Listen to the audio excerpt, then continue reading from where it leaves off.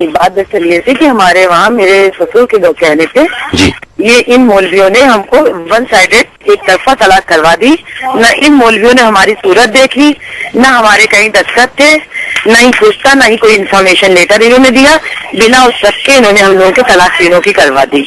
और उसके बाद में उसी तलाक के बेस पे निशात फातिमा के हस्बैंड का निकाह, जो कि जो है मौलाना इनके मोहल्ले में शिवा नाम से इनका अफेयर चल रहा था, छुप के उससे करा के नैनीताल उसको भेज दिया।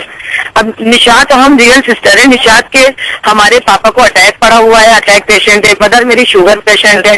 अब हमारे आगे दोनों के आगे हमारे दो बेटियां उसकी एक बेटी है। अच्छा। अब बताइए, इस हाल में पापा हमारे ड्राइवर हैं, तो अब इस हाल में हम ये मेरी बहन कहाँ जाएगी?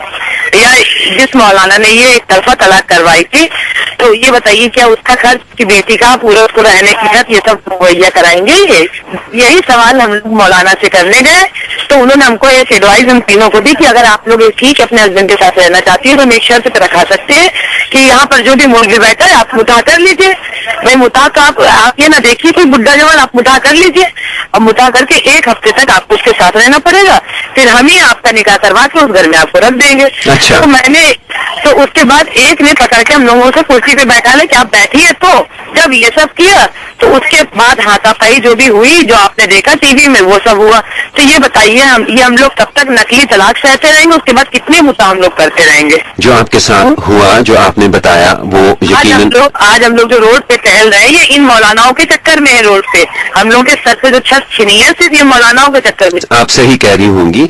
इसका कोई और भी तो जरिया होगा, कहीं पे आप शिकायत कर सकती होंगी, कोई मुकदमा, कोई सरकार को खबर करना। बिल्कुल बिल्कुल, हमने किया था। जब बालागंज चौकी में की थी तो वहाँ पर विनोद जो थे चौकी इंचार्ज, वो उन्होंने बहुत बदतमीजी की। जब हम लोग एसओ के पास गए तो उससे ज्यादा बदतमीजी एसओ जो सिरोही साहब थे उन्होंने किया।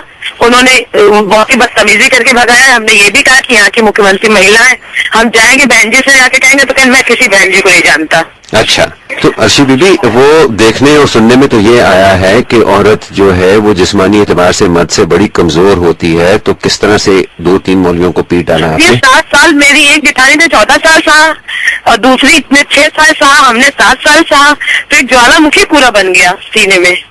और इतना ऐसे फटा के 3 मौलवी पिट गए उसमें ये पिट गया कि बताइए, एक तो आपने तलाक किया, बच्चों को दरबदर फिराया, बाप का साया सर से छीना, और उसके बाद आप मुद्दा की एडवाइस दे रहे हैं।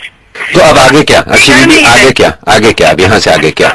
अब आगे हमें यहाँ प्रशासन आश्वासन दे रहा है। हमारे शाइस्ता मैम वो आश्वासन हमें दे रही है कि वो पूरा सहयोग करेगी। कल पे जवाब साहब है, कल पे सादिक साहब, मौलाना यासूफ अब्बास साहब है, उन सबने पूरा वो कहा है कि पूरी मदद की जाएगी, जो होगा पूरा इंसाफ दिलाया जाएगा।